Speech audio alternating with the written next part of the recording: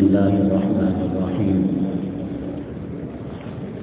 الحمد لله وحده والصلاة والسلام على من لا نبي بعده أما بعد فأعوذ بالله من الشيطان الرجيم بسم الله الرحمن الرحيم ومن آياته أن خلق لكم من أنفسكم أزواجا قال النبي صلى الله عليه وسلم إن أعظم النكاح بركة أيسره مؤونة أو كما قال النبي عليه الصلاة والسلام رب اشرح لي صدري ويسر لي أمري واحلل عقدة من لساني يفقهوا قولي اللهم صل على سيدنا مولانا محمد في أول كلامنا اللهم صل على سيدنا مولانا محمد في أوسط كلامنا اللهم صل على سيدنا مولانا محمد في آخر كلامنا.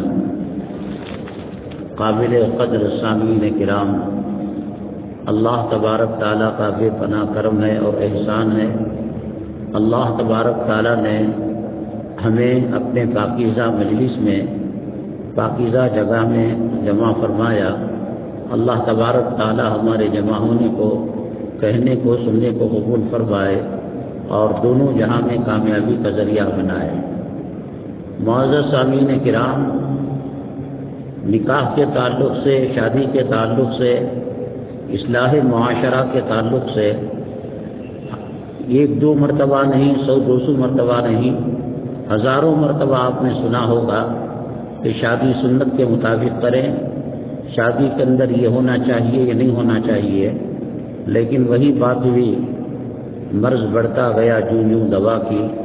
جتنے تقاریر ہو رہے ہیں اور علماء اصلاح معاشرے کی کوشش کر رہے ہیں، اس کے مقابل میں منکر سر اٹھا کر بات کر رہا ہے اور ہر آئے دن ایک نئی مصیبت شادی خانے میں پیدا ہوتی ہے. ہر انسان جس کے پاس حلال مال نہ ہو اور حرام کی آمدنی ہو، گندا پانی نالی ہی میں جاتا ہے، اچھی چیز پینے کی شربت کی فریج کے اندر رکھا جاتا ہے. تو اب یہ جو گندا مال ہے، ناپاک مال ہے، یتیموں کا، مسکینوں کا، بیواؤں کا، مسجدوں کا، مدرسوں کا، اوقاف کا، قوم و ملت کا، تو یہ اچھی جگہ رکھے جانے کے لائق ہی نہیں ہے. اس لیے شادی بیاہ کے موقع پر ہر ایک کی کوشش ہوتی ہے کچھ نیا کر کر ہم دکھائیں. بچوں کے کھیل کے لیے، عورتوں کے ہاتھ میں مہندی لگانے کے لیے، اور میاں بیوی کی چین کے اندر ان کے فوٹو آنے کے لیے ہر ایک کوئی نیا سوچ کر اس میں قدم رکھتا ہے. دیکھو اس وقت اس زمین کے اوپر اور آسمان کے نیچے مسلمان جتنا پس رہا ہے، مسلمان جتنا اللہ کے عذاب کا شکار ہے، مسلمانوں کو جو تکلیفیں دی جا رہی ہیں وہ فلسطین اور عراق وغیرہ کے مقابلے میں کوئی کم نہیں ہے. یہاں اپنی حساب سے اور اپنے طرف سے ہندوتوا والے جو ظلم ڈھا رہے ہیں وہ عراق اور شام اور فلسطین کا گویا وہ ایک صفی کے اندر کھڑے ہوئے ہیں. قرآن شریف میں اللہ تبارک تعالیٰ نے جا بجا مسلمانوں کی کامیابی کا وعدہ کروایا اور کہا ہم تمہیں یوں ہی چھوڑنے والے نہیں ہیں. انا لننصر رسلنا، ہم اپنے پیغمبروں کی مدد کرتے ہیں. فتح من اللہ ونصر قریب، ہم مسلمانوں کے لیے مدد قریب تر آ چکی ہے. انا فتحنا لک فتحا مبینا، ہم نے کھلی ہوئی کامیابی اور فتح مبین مسلمانوں کو میسر فرمائی.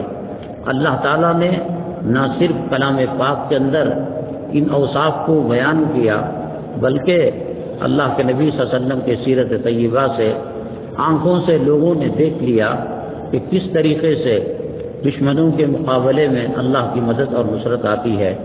بدر کا میدان گواہ ہے، احد کا میدان گواہ ہے، حنین اور تبوک یہ سب گواہ ہیں کہ یہاں کس طریقے سے اسلام اور مسلمان دشمنوں کو جڑ سے اکھاڑ کر پھینک دیا گیا. ظاہری طاقت اور ظاہری قوت کے اعتبار سے پہلی جو اسلامی جنگ اور معرکہ تھا بدر کے میدان میں، رمضان المبارک، گرمی کا سیزن اور پھر روزوں کا معاملہ، ہزاروں کی تعداد میں کفار مکہ آئے. اللہ کے نبی صلی اللہ علیہ وسلم نے فرمایا کہ یہ ابو جہل کا مقتل ہے، یہ فلاں جو ہے یہاں پر دفن ہوگا، فلاں کا لاشا یہاں پر پڑے گا۔ آج مسجدوں کی کوئی کمی نہیں ہے، آج مدرسوں کی کوئی کمی نہیں ہے، آج پہلے کے مقابلے میں خانقاہوں کی کوئی کمی نہیں ہے، اصلاحی مجالس کی کوئی کمی نہیں ہے۔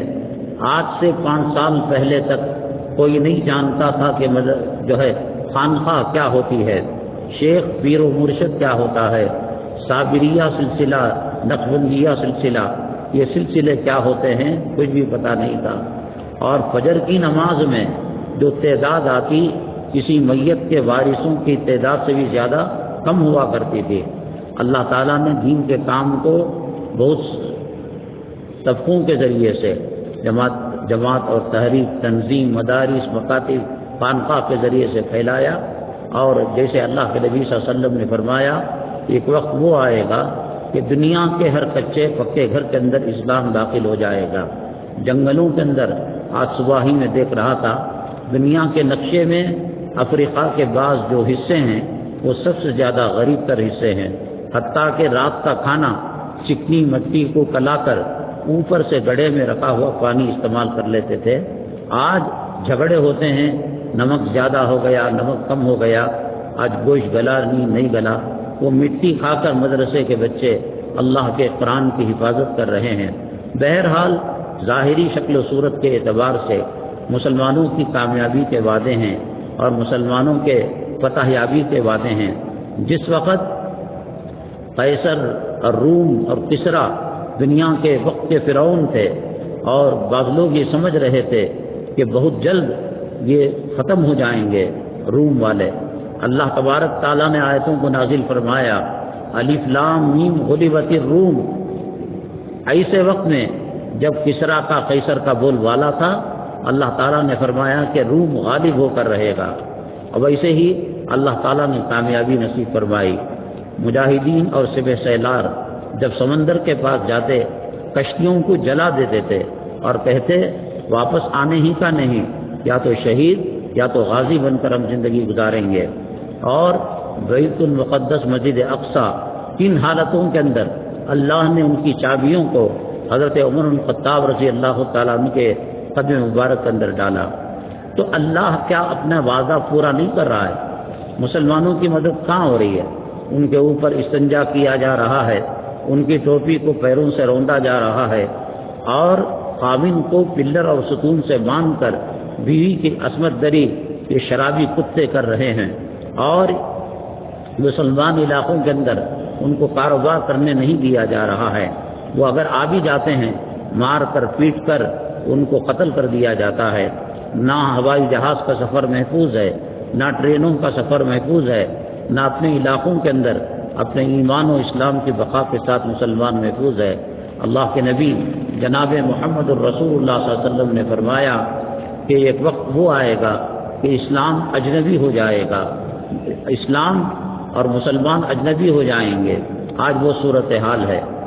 کامیابی کا وعدہ جب اللہ نے فرمایا، قربانیوں میں کتنے لوگ قربانی دیتے ہیں، اور حج بیت اللہ اور عمرہ، مکے کی مدینے کی سرزمین 100 سال ہو گیا یہ نقشہ دیکھ کر، اتنی بڑی تعداد کے اندر لوگ آئے ہوئے ہیں، کیوں ان کی دعائیں قبول نہیں ہوتی؟ کیوں ان کے حج قبول نہیں ہوتا؟ کیوں ان کا عمرہ قبول نہیں ہوتا؟ اللہ تبارک تعالیٰ کو کیا علم نہیں ہے کہ یہ مسلمان ہیں، ہمیں ان کی مدد کرنی چاہیے؟ اللہ تعالیٰ فرماتے ہیں انک لا تخلف المیعاد، آپ جو ہے وعدے کو پورا کرتے ہیں، وعدے کو توڑتے نہیں ہیں، تو پھر کیوں مسلمانوں پر مدد اور نصرت نہیں ہے؟ جو سلطان صلاح الدین رحمۃ اللہ علیہ پر مدد آئی، جو صحابہ کرام کو مدد آئی، شیب ابی طالب میں مدد آئی، دار ارقم میں مدد آئی، بدر کے میدان میں مدد آئی، احد کے میدان میں مدد آئی، مجھے یہ بتائیے اللہ کی قسم کھا کر سر پر قرآن رکھ کر یہ یقین کرایا جا سکتا ہے کہ مسلمان جب بھی کسی معرکے میں آیا اور کسی جنگ و جدال کے اندر آیا، ضرور بالضرور اللہ تبارک تعالیٰ نے، چاہے وہ دوسری مخلوق سے مدد کیوں نہ ہو، دوسری مخلوق کو آلہ کار بنا کر اللہ نے مسلمانوں کی مدد کی ہے۔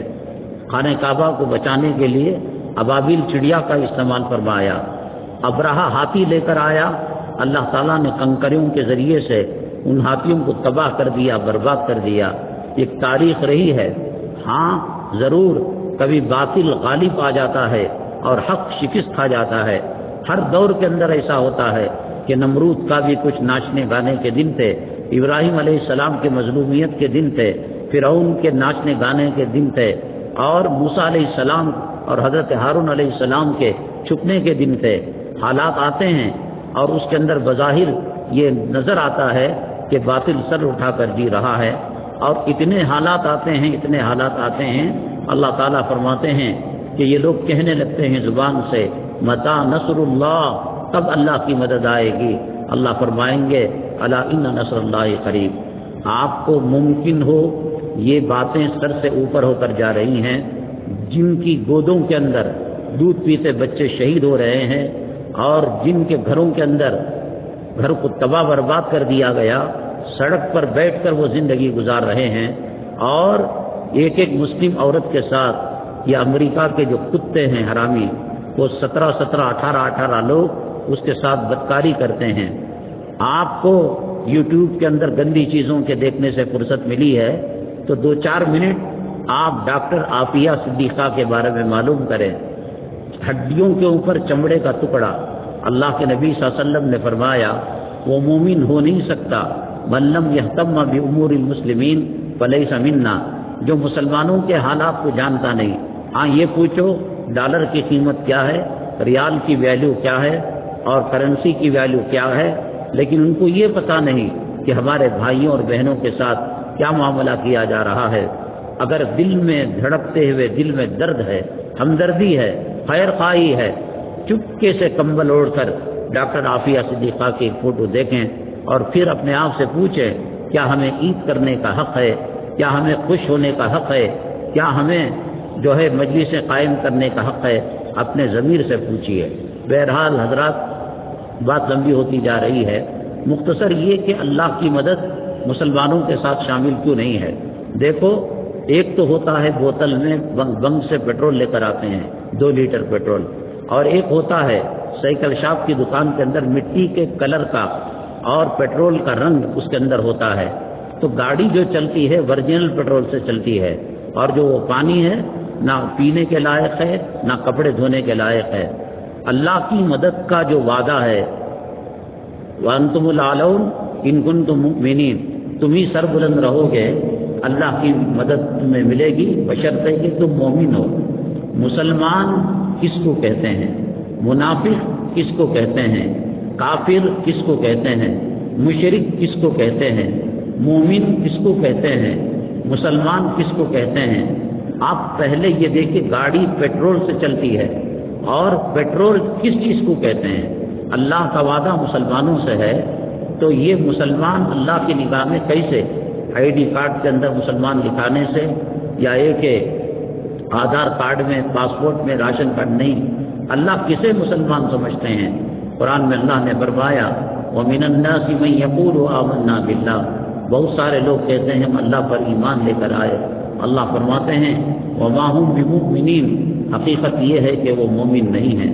اللہ تبارک تعالیٰ کی نگاہ کے اندر ہم بھلے سے دنیا والوں کو دھوکہ دیں، بیوی خاوند کو، خاوند بیوی کو دھوکہ دے، وعدہ جو ہے وہ مسلمانوں کی مدد کا ہے، منافقوں کی مدد کا نہیں ہے۔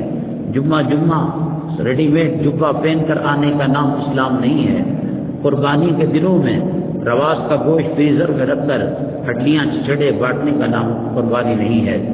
میں ایک بار بار کہہ رہا ہوں کہ جو حضرات عمرے کے لیے جاتے ہیں، شیطان جو انسانوں کو، مسلمانوں کو نماز سے روکتا ہے، اسے عمرہ نظر نہیں آ رہا کیا؟ ارے بھائی اتنے لوگ، عمرے کا حج ثواب کیا ہے؟ ایک تو حج کا ثواب ہے کہ ماں کے پیٹ سے جیسا انسان دنیا میں آتا ہے ویسا وہ آتا ہے، عمرے کے لیے بھی ہے، اور خاص طور سے رمضان المبارک کا عمرہ اللہ کے نبی صلی اللہ علیہ وسلم نے فرمایا جس نے رمضان میں عمرہ کیا وہ گویا اپنی زندگی میں میرے ساتھ عمرہ کیا۔ شیطان کیوں نہیں روک رہا ہے؟ نماز پڑھنے سے روکتا ہے، حلال راستے پر چڑھنے سے۔ اللہ کی قسم کھا کر کہتا ہوں میں، 70 لاکھ 80 لاکھ لوگوں نے عمرہ کیا، دنیاوی تھرمامیٹر کے حساب سے ہمارے دل میں کیا ہے، ہم بیک گراؤنڈ کیا کرتے ہیں، کمرے میں کیا کرتے ہیں، کس کی لورز کتنے ہیں، کس کی محبوبائیں کتنی ہیں، کس کو گانا سنے بغیر، وہ سب چھوڑ کر ظاہری اعتبار سے یہ مسلمان بھی کم و بیش اپنے حج و عمرے کو باقی نہیں رکھ سکتا، محفوظ نہیں رکھ سکتا، الٹا اللہ کے عذاب کے طوق کو گلے کے اندر ڈال کر آتا ہے۔ ان گناہوں کے اندر جو زنا ہے اور اس کے متعلقات کے گناہ ہیں، ان میں سب سے زیادہ خطرناک گناہ غیر محرم عورت کو دیکھنا ہے۔ غیر محرم عورت کو دیکھنے کے بارے میں علماء نے لکھا کہ مسجد کے اندر رمضان المبارک میں پورے روزے رکھے، اعتکاف کیا، صدقہ کیا، خیرات کیا، مسجد سے اعتکاف کے بعد چاند رات میں نکل رہا ہے، پہلی نگاہ ایک عورت پر جو گاڑی چلا رہی تھی یا بھیک مانگ رہی تھی، اس کو شہوت کی نگاہ سے دیکھا۔ علماء نے کہا کہ اس کی زندگی کے سارے اعمال حسنہ اور پورے مہینے میں جو اس نے نیکیاں کی وہ ایک نظر سے تباہ ہو گئی، برباد ہو گئی۔ کہاں بچ رہا ہے مسلمان؟ بہرحال شادی کو سنت کے مطابق کرنا یہ بھی زنا سے بچنے کا ایک طریقہ ہے۔ روایتوں سے پتہ چلتا ہے کہ شادی اگر سنت کے مطابق کی جائے تو زنا مشکل ہو جاتا ہے، شادی کے اندر وسعتیں لائی جائیں۔ اب تو ہوتے ہوتے یہ ہو رہا ہے کہ صاحب رخا ایسا ہے، اس کو کھولا جاتا ہے تو ڈیجیٹل اور LED لائٹ سے لگتا ہے اور نوشوں کا نام آتا ہے، پھر اس طرف کھولا جاتا ہے۔ یہ تو 15-20 سال پہلے ہی ہو گیا، اور اب اتنا باقی ہے کہ آنے والے باراتیوں کے لیے کمرے کا انتظام کیا جائے، شراب کا انتظام کیا جائے۔ آپ گندگی پر، خباثت پر، شراب پر، کباب پر، خنزیر کے گوشت پر اپنی عمارت کی بنیاد رکھ رہے ہیں، مسجد بنا رہے ہیں اور امید کرتے ہیں کہ اللہ نجات دے گا، ہرگز ہو نہیں سکتا۔ یہ شادی آئینہ ہے جس میں دیکھ کر ہم پہچان سکتے ہیں کہ ہم اللہ کے مقرب بندے ہیں یا اللہ تعالیٰ جن کو ناراضگی سے نگاہ سے دیکھتا ہے وہ ہیں۔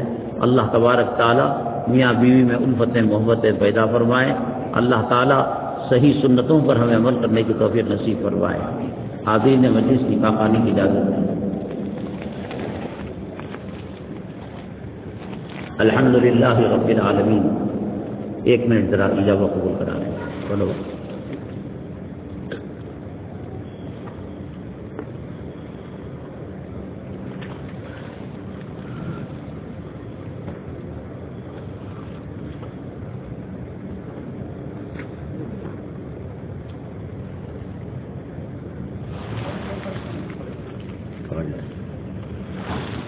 جناب سفیان احمد صاحب ابن نوید احمد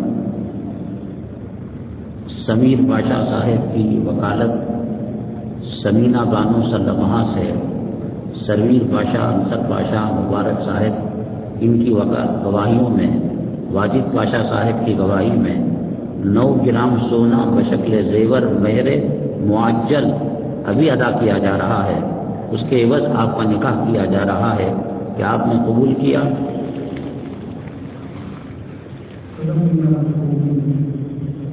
بارک اللہ لکما، بارک اللہ علیکما وجمع بینکما فی خیر۔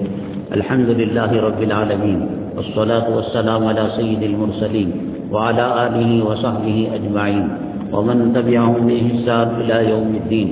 اللہم ارحم امت محمد صلی اللہ علیہ وسلم، اللہم اصلح امت محمد صلی اللہ علیہ وسلم، اللہم فرج عن امت محمد صلی اللہ علیہ وسلم۔ ربنا هب لنا من ازواجنا وذرياتنا قرة اعين واجعلنا للمتقين اماما۔ سبحان ربك رب العزة عما يصفون وسلام